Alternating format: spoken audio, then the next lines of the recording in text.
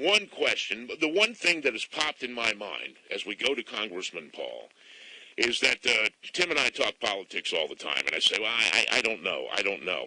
You know why I don't know? Because I'm not being given all the information. The mainstream media, which, by the way, I'm ashamed to say I'm in, I think is not giving Congressman Paul a fair shake. I think they're scared of him. I think there's something that he knows that would alter the destiny of the United States of America. So I said to myself, if he would call, then unlike the other media in this country, he has whatever he wants to say. Congressman Paul, can I say good morning to you, sir? Good morning. Nice to be with you today. I am honored that you came on our show today. So here we are. We have a biased media. There's no question it's a biased media. And I sat there watching the debate. Brian Williams, did he know you were there? Right? I'm sitting there going, hey, why don't you let Ron speak? He's a doctor. He's a congressman. Why don't we hear what he's got to say? So this is going to be your time for however much time you can give us. And what is Ron Paul, and I have some individual questions that have been called in by our listeners, what is it that they don't want you to say, Congressman? You know, one thing is consistent, regardless of which debate it is, I always get the least amount of time. So I think they don't want to have the power structure exposed. You know, whether how the lobbyists run things in Washington, how the two parties are essentially alike, how the foreign policy is designed not for America, but for international affairs and maintenance of a global empire. I don't think they want the Federal Reserve exposed on how they take care of the special interests. I think one of the big things that is the toughest one is, you know, there's a lot of people who have bleeding hearts and they want to help the poor people, so they devise this, you know, the welfare state and redistribution to be fair and equitable. And I understand their motivation, but what they don't understand, and if they did, they wouldn't take this position. Once you set the stage for redistributing wealth to help a certain group, somebody else is going to use that principle to enrich themselves.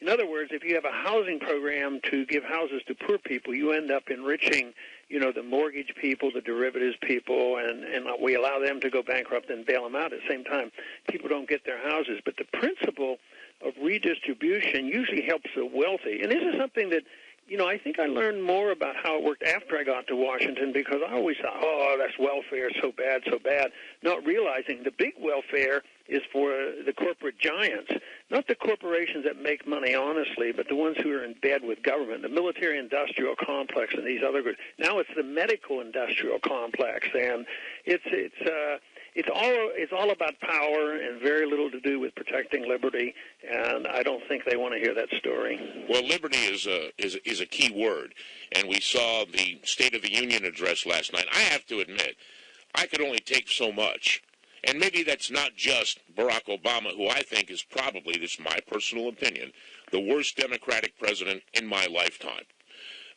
Not the worst president, but the worst Democratic president. I would not vote for him, and I've been trying to learn things about you.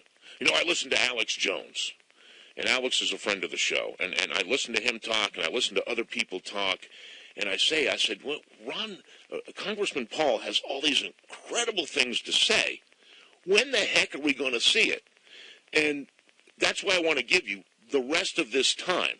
You know, what do you want to get out to the American people that they're just not letting you say, Mr. Paul? Well, we could start in many different areas. I think the monetary issue is a very big issue, and that's what I've talked about so long, and I was motivated to get involved in politics because I saw it being a corrupt system. It's unbelievable that grown-up people who call themselves economists and smart politicians believe that if you need money, you just print pieces of paper and write numbers on it, or just use a computer and create billions and billions of dollars, or now trillions of dollars, to take care of their friends. And this is one area where I think we've made some progress in spite of the coverage I've been getting at the debates, because more people are talking about it, more people know about the Federal Reserve. So that's the big issue, but it's much more complicated than a lot of people realize on how it punishes the poor and enriches the rich and the special interest. But that's an ongoing thing, and the very powerful people do not want an audit of the Federal Reserve. They can deal in trillions of dollars. We don't know exactly where, when. We don't even know if we have gold. We don't know whether they loaned the gold out or sold the gold, and they do not allow auditing of the Federal Reserve. And that, to me, is a big issue. The other one is the foreign policy. And this is where I'm more challenged, and I understand why people get a little bit concerned. But I don't think our foreign policy is designed for national security. I think it's designed to protect a world empire, which undermines our national security. For instance, the wars we fight aren't constitutional because we don't declare them. We don't know exactly who the enemy is. We don't know why we're there. We end up in nation building and being policemen of the world. Costs a lot of money. A lot of lives are lost. And then this cost, in the last 10 years, it was about $4 trillion of added debt burden. And this undermines our economy at home. So if we have a weak economy at home, no matter how many weapons you have, it's not going to work if you run out of wealth. And that's what's happening right now. The wealth is disappearing, and the jobs have gone overseas. And everything we have today now is debt-based. The money is debt-based, and debt can't be wealth. And yet the world's still hoping it is, and they're trusting it. They still want to use the dollar, but, just recently there was an indication that India and Iran exchanged gold for oil. And this undermines the dollar. And this is a great threat to the internationalists who have to protect the dollar system. And, Iraq was threatening to do that as well. Libya, too. So countries that want to undermine the power of the dollar can get themselves into trouble. And that is something that deserves a lot more attention than it's getting. This is something I've wanted to ask you since you brought up foreign policy, and that's where your detractors say, oh, no, we're going back to FDR. We're going to be isolationists. And then Pearl Harbor is going to happen again. Well, we're not isolationists, and 9/11 happened. Now, this is the Doc Show on the Big 810 AM, Orlando, and we have Congressman Ron Paul, the man nobody lets talk. And I think he's a fascinating guy. Iran, since you brought up foreign policy, have you seen or heard or anybody told you there's a reason we need to poke a stick in the eye of Iran? Why are we over there with battleships? We're ready to start World War III, the president of peace, right? Not happening. We just brought the boys back from Iraq. Now we got to send them to Iran. I don't buy it. Why? And what do you, Congressman Paul, if anything, think we should be poking a stick in the eye of Iran? No, we shouldn't be doing that, and it's about oil. It was about oil in 1953. This fight with Iran started in 53. They had an elected leader in 53, and he wanted to retain some of the oil profits for the Iranian people, and he bucked Britain and the United States, so we overthrew that government and put in the Shah, which lasted until 1979. So it's an ongoing fight. It's about oil and power, who's going to run the oil fields, and there's a Shiite, a Sunni fight over there. The Saudis are Sunnis, and they hate the Persians, and so there's a religious battle going on, but it really has to do with oil. Instead of doing what China is actually more capitalistic than we are. They produce, they sell us goods, they save their money, and they invest in Iran and Afghanistan, all through Africa. So they're making great progress buying natural resources, and we're out there exhausting ourselves, consuming our wealth, fighting wars to maintain these supply lines. It's mercantilism in a modern sense. You have to have these supply lines, and you have to own this oil and control every dictator. And I think it's deeply flawed. And so if they get angry at us for being over there, then they have to come up with an excuse of why do they want to kill us. And so they came up with this idea, they want to kill us because we're free and prosperous. Well, we're getting less prosperous and less free, and they still would like to kill us. But their reaction is a natural reaction to people who come into their country and bomb their people, kill a lot of innocent people, and they want to get us off their land. And the Department of Defense has confirmed this. Our CIA has confirmed this. Our 9/11 Commission has confirmed this. So the evidence is very, very strong. But I imagine the large majority of American people say, well, this is a religious war. Islam is an evil religion, and they only want to kill us because of their religion, and they don't like us because we're free and prosperous. Well, over the many years, I've practiced medicine with many Muslim doctors, and they're very decent people. Believe me, they enjoy being free and prosperous, and this whole idea that it's part of that religion that wants to do it, I think it's a reaction to us being in their country. That's why I try to get people to think, how would we react if somebody came and did that to us? What if the Chinese came in and occupied the Gulf of Mexico and controlled the oil in the Gulf of Mexico? We'd be pretty darned annoyed, and yet that's what we do in the Persian Gulf. So it'll end, and I'm going to win this argument, but not because I'll be persuasive, but because we're going broke, and that's coming close. That can come up. The total destruction of the dollar can occur any time. It could occur in a month or a year or 10 years. But when it comes, the whole thing comes down on our heads, just like it did on the Soviet system. They had to retrench, and they were dissolved, and the empire fell apart. So I'm trying to avoid that, because if you end up with that, you're going to have political chaos in our streets and a lot of violence, and we should work hard to try to avoid that. Now, I'm one of those people that will say I think Islam is an evil religion. I read Satanic Verses by Salman Rushdie.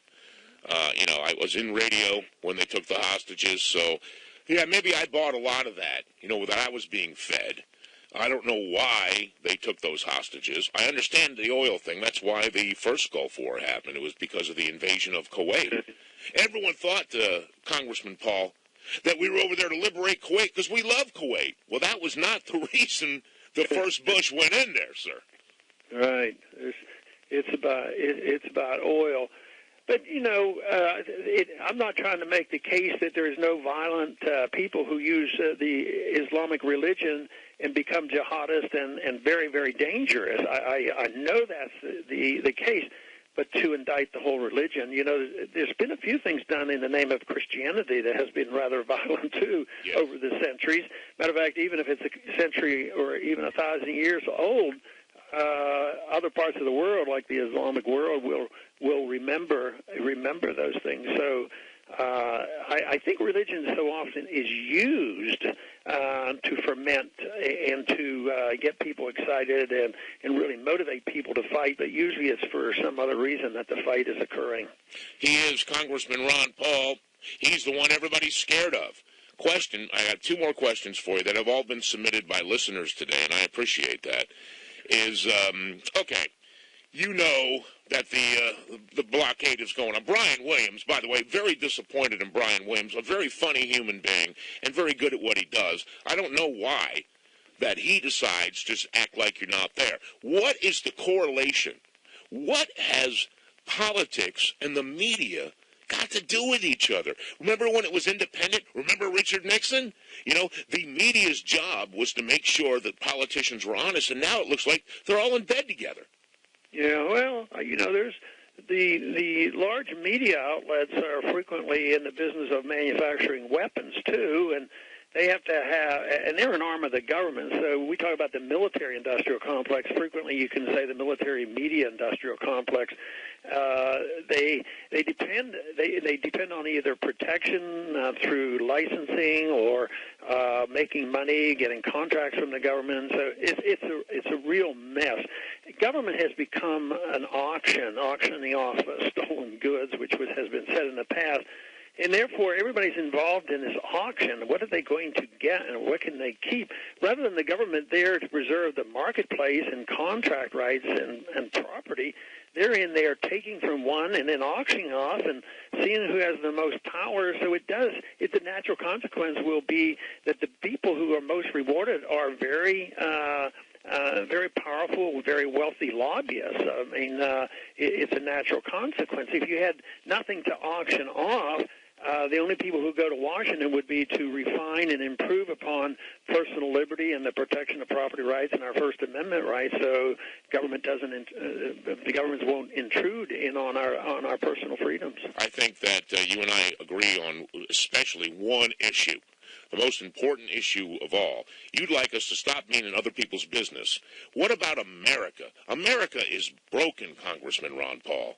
It's broken. How do we pull out of all the nonsense that we're involved in right now and fix? When I see a homeless guy and I see him just, man, all he wants is $1, I'm thinking nobody cares about this guy.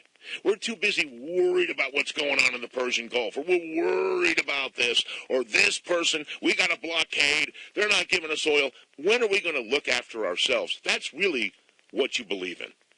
Right, and you have to ask a basic question, what should the role of government be? And if it's to police the world and run a welfare state, you're going to have more homeless, and you're going to have more wars until we totally go broke. But if you're spending $1 trillion a year, which we are overseas, if that money were to be returned to the people and spent, maybe there'd be more jobs here doing productive work. But when you build a bomb and you send it over and you drop it on somebody, there was no increase in the standard of living here. That was taken out of somebody's medical care or somebody's educational benefits or who knows what. It would have been differently distributed. So it's a loss when it's taken out. So you have to change this whole concept of what the role of government ought to be. But right now we're in a mess because we did it for so long. We are bankrupt. We won't admit it. All they're doing today is finding out who's going to suffer the most, who's going to get the bad debt. And right now the people are losing, and they're losing their jobs, and you see more people in the street because the wealthy who made all this money when the bubble was being formed by the Federal Reserve, they were making money off the derivatives. They went bankrupt, then they got bailed out. So the whole thing has to be reversed. The most important thing is to quit the bailing out, get the tax code different, get it down, get the regulations out of the way, make the conditions right so that people will bring their capital back to this country, get wages in the free market so that we can be more competitive again. But we're not very competitive right now. And that is our big problem. And you really can't do that unless you change the monetary system. Right now, we're sort of addicted to easy money. People are still taking it. So it's much easier for us to print money and buy stuff, go further into debt than it is to reform. But eventually, when they give up on the dollar, we'll have to reform, and then capital would have to come out of savings. The whole system would change. But right now, we're suffering the consequence of a rule that has been written by the Austrian economists that when you destroy a currency, you destroy the middle class. That's what we're doing. The middle class is shrinking. They're getting poorer, and the wealthy are getting wealthier. And this is a characteristic of monetary destruction. What does President Ron Paul do with the IRS? Well, of course, we don't need it. We shouldn't have it. We should repeal the 16th Amendment, just as how can you do it and how fast you can do it. That would be the goal that we should have. We lived without it before 1913. And that should be. But in the meantime, you should get taxes down as low as possible. You should rein in the IRS. I don't think anybody should be considered guilty until they prove themselves innocent. And I don't like any administrative body, executive branch, writing regulations because that's unconstitutional. Only Congress could do this. So, but once again, it's back. The IRS is the symptom of big government, a big government we can't afford and we don't have enough money for, so they keep squeezing and squeezing, but there's not much left to squeeze anymore. What do people know, the difference? What do people need to know? What would you like to tell them, the difference between private banking, public banking, the Fed, and are we all being hosed? Has this been going on our whole lives? Yes, and it was designed and put together by the bankers to protect the bankers, to be the lender of last resort. But when they are guaranteed, the bailouts, that causes the moral hazard. They don't worry about it. There's always the government there to be the lender of last resort, always to have the insurance, and they do the gambling, and then they put the derivatives into the banking system. I like deregulation and free market banking, but I didn't vote to allow them to put the derivatives into the banks because they were guaranteed that they'd get bailed out again under FDIC and other programs. So free market banking would mean if you don't follow the rules and you go broke, and you get it out of the system rather rapidly, and the people would become more alert to what they're doing instead of saying, "Oh, the government's going to take care of me." And I hate to interject, but if you have one more quick question, I might be answered, but I got to run. Oh, no. Last question. And it has to do, and I appreciate this. This is Congressman Ron Paul. He's here in Florida. He's got things to do. So I got one more question. I think the one question that's on everybody's mind. How, in God's name, do we get out of this mess with Iran with President Ron Paul, and how do we just settle down the Middle East so we don't have to worry about it anymore? Well, I think the approach ought to be completely different. It shouldn't be by force and intimidation and initiating acts of war. A blockade and prevention of the Iranians to sell their oil is an act of war. We wouldn't tolerate it if they did it to us, and we should quit doing that. And we shouldn't keep threatening them that if they don't do this and this, we're going to bomb them. They've broken no laws. They probably are working on a nuclear weapon. Even Ehud Baruch, the defense minister of Israel, said, well, if I were an Iranian, I'd probably want a nuclear weapon too. So we have to try to understand this. But, you know, and even the Israelis say that if he gets a weapon, if Iran gets a weapon, it's not an existential threat. We put up with 30,000 nuclear weapons with the Soviets. We were able to contain them. The whole approach has to be different. We shouldn't be so intimidated that we're willing to start a war over a weapon they don't have. I think the approach would be completely different. We ought to. I think we actually could work to the day where they wouldn't even have the desire to have a nuclear. Their greatest motivation for a nuclear weapon is because they're surrounded by nuclear weapons and they're being threatened continuously. So I think it's a change in attitude. We used diplomacy when we had to deal with Khrushchev. I don't know why we can't use diplomacy when we have to deal with the Iranians at this time. I'm going to let you go. You have been an absolute delight to have on the air. I'd like to, I want you to consider yourself a friend of the Doc Show. Very good, and I thank you. Thank you, sir. There he is, Congressman Ron Paul.